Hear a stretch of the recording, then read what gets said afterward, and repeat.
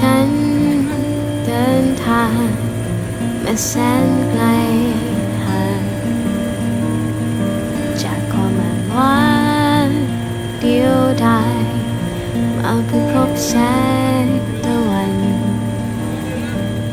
ที่สาดแสงส่องทางนำฉันไปให้ออกเดินทางไปให้ไกลลาลาลาลาลาลาลาลาลาลาลาลาลาฉันเดินทางไปกับสายลมที่โบกโบยพัดปลิวให้ชีวิตมีชีวาลาลาลาลาลาลาลาลาลา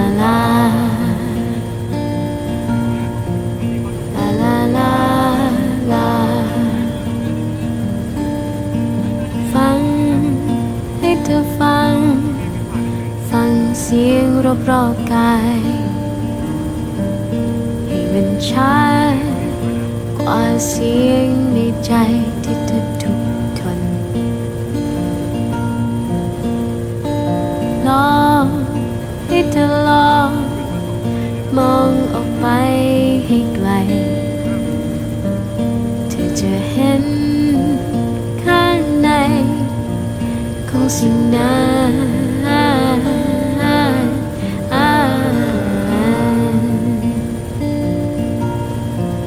อยู่ตรงนั้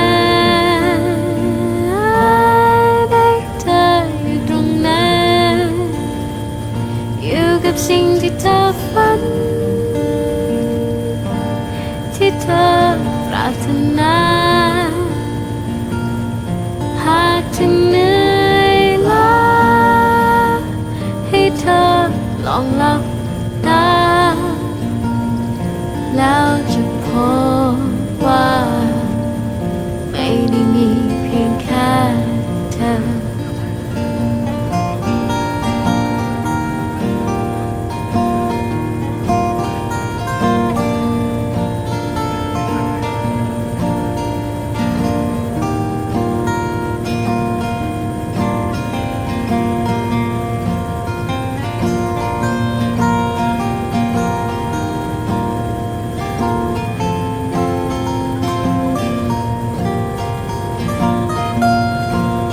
อยู่ตรงนั้